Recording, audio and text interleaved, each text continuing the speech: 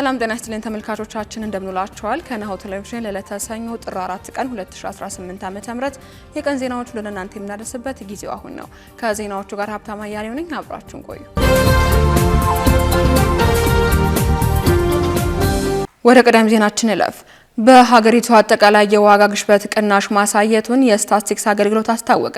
ባለፈው ታህሳስ 2018 ዓ.ም ውስጥ አጠቃላይ የዋጋ ግሽበት መቀነሱ ቢቀጥልም የትራንስፖርት ዘርፍ ላይ ከፍተኛ ዋጋ ጭማሪ ማስመዝገቡን የኢትዮጵያ ስታቲስቲክስ አገልግሎት አስታውቋል።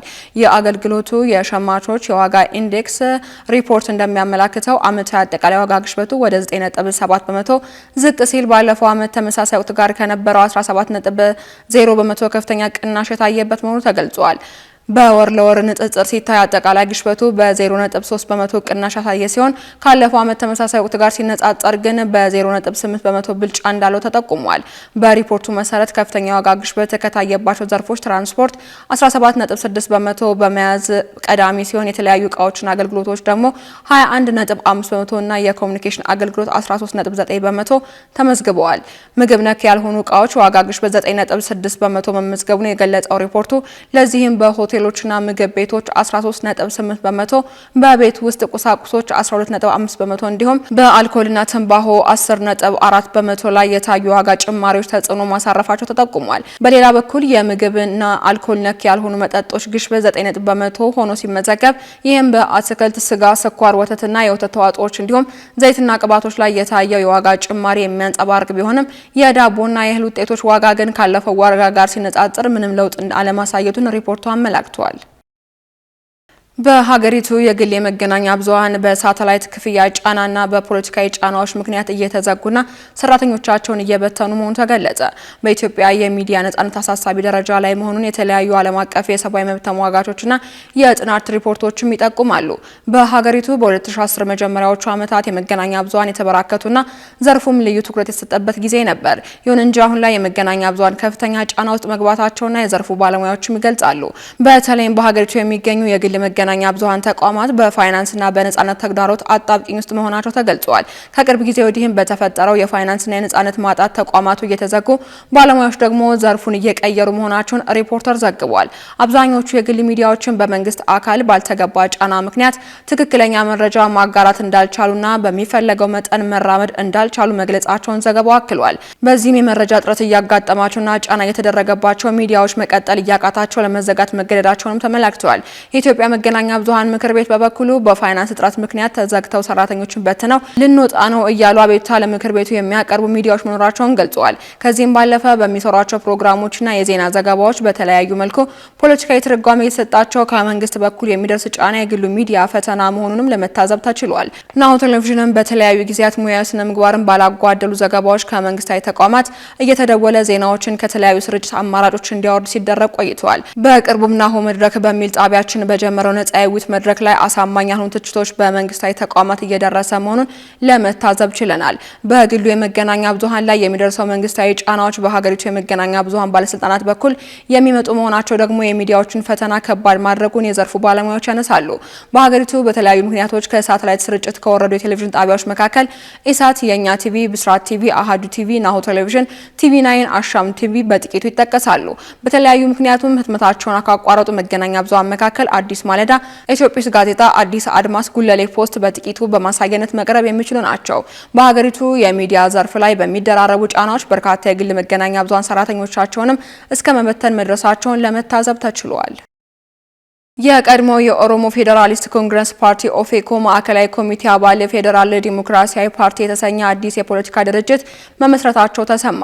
የኦሮሞ ፌዴራሊስት ኮንግረስ ኦፌኮ ፓርቲ የቀድሞ ማዕከላዊ ኮሚቴ አባል የመሰረቱት ፌዴራላዊ ዲሞክራሲያዊ ፓርቲ የተሰኘው ሀገራዊ ፖለቲካ ድርጅት ከኢትዮጵያ ብሔራዊ ምርጫ ቦርድ የምዝገባ ፈቃድ ለማግኘት ማሟላት ያለበትን የ10 ሺህ አባላት ፊርማ የማሰባሰብ ስራ እያጠናከረ መሆኑን የሀገር ውስጥና የውጭ መገናኛ ብዙሃን ተቋማት ዘግበውታል። በአዲሱ ፓርቲ ውስጥ ያሉት የቀድሞ የኦፌኮ ፓርቲ ማዕከላዊ ኮሚቴ አባላትን በዝርዝር ባይገለጹም የሀሳቡ አመንጭና ዋና መስራች ግን የኦፌኮ ከፍተኛ አመራር እንዲሁም የኢትዮጵያ የፖለቲካ ፓርቲዎች የጋራ ምክር ቤት ሰብሳቢ የነበሩት አቶ ደስታ ዲንቃ መሆናቸው ተጠቁሟል።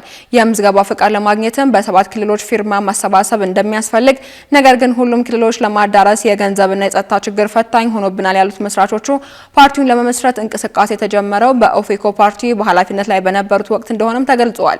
የምስረታ ጠቅላላ ጉባኤ ከመካሄዱ በፊትም ቢያንስ 500 ከተለያዩ ሀገሪቱ ክፍሎች የተውጣጡ አባላት መሰብሰብ ያለባቸው ሲሆን ታህሳስ 4 ቀን 2018 ዓ.ም በሆሳዕና ከተማ 560 አባላት የተገኙበት የመስራች ጉባኤ ለማካሄድ ከብሔራዊ ምርጫ ቦርድ ፍቃድ ጠይቀው ነበር።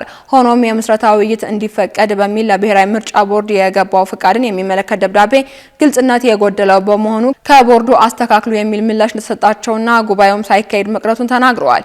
ከአንድ ሳምንት በፊትም በማዕከላዊ ኢትዮጵያ ክልል ሀዲያ ዞን የመስራች ጉባኤ ለማካሄድ ለክልሉ መንግስት በተጠየቀው ፍቃድ መሰረት ፍቃድ አግኝተው በሀዲያ ልማት ማህበር አዳራሽ ስብሰባውን ለማካሄድ እንቅስቃሴ ቢያደርጉም የከተማ አስተዳደሩ ኃላፊዎች ስለ ስብሰባው አናውቅም በማለታቸው ስብሰባው ተበትኗል ብለዋል።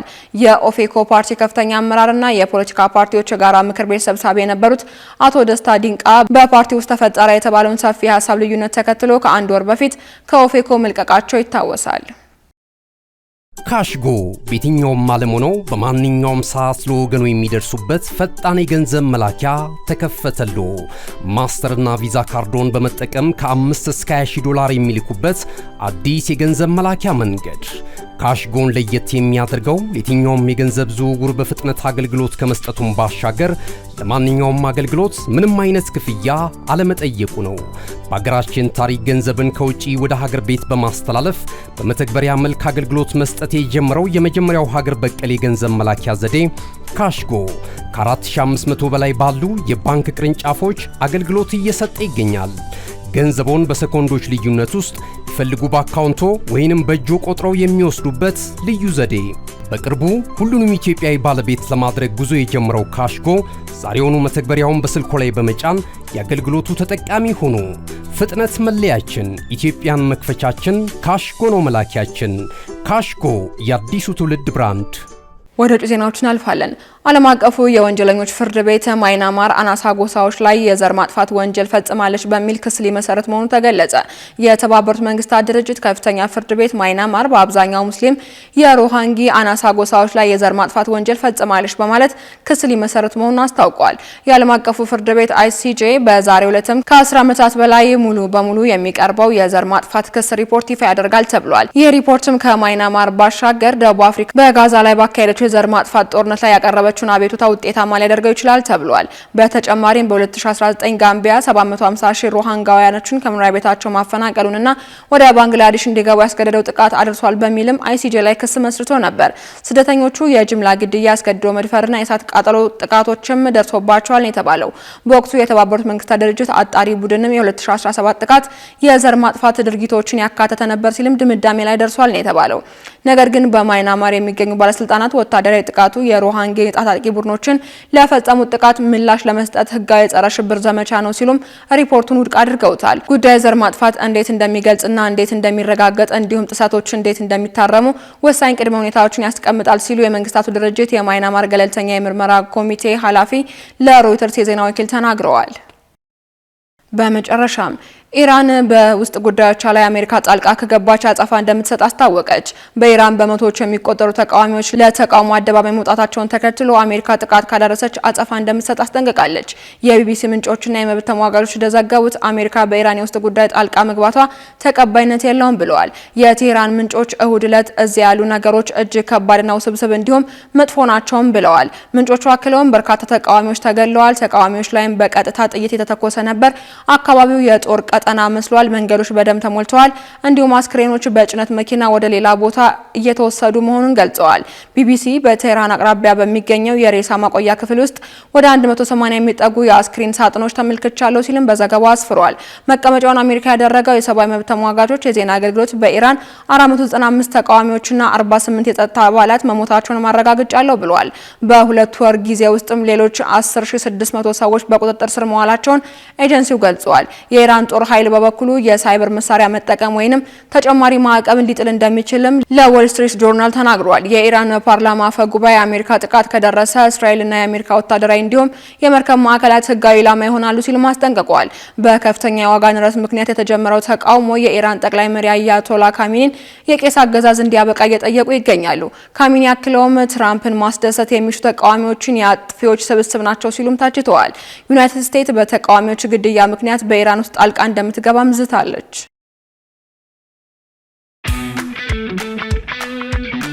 እነሆ የምስራች! የ10 አየር መንገድ የበረራ ትኬት ለውድ ደንበኞቹ በተቀላጠፈና አስተማማኝ በሆነ መንገድ እያቀረበ ያለው።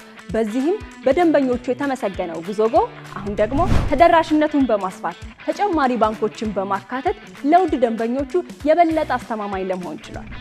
የጉዞጎን አፕሊኬሽን ከአፕ ስቶር ወይም ከፕላይ ስቶር በማውረድ የመነሻና የመድረሻ ከተማዎትን መርጠው ዋጋ አወዳድረው የሀገር ውስጥም ሆነ ዓለም አቀፍ በረራ ማድረግ ካሰቡ የበረራ ትኬቶን ክፍያ በአቅራቢያው በሚገኙ ባንኮች አንድም በአካል በመሄድ ወይም በኦንላይን የክፍያ አማራጮች ክፍያዎትን በመፈጸም የበረራ ትኬቶን በእጅ ያስገቡ። ከዚህም በተጨማሪ እንደ ሁል ጊዜው ወደ ጉዞጎ የጥሪ ማዕከላችን 7473 በመደወል ከሙሉ የበረራ መረጃ ጋር የ24 ሰዓት የትኬት አገልግሎት ማግኘት እንደሚችሉ ስናበስሮ በታላቅ ደስታ ነው። ለበረራዎ ጉዞጎ።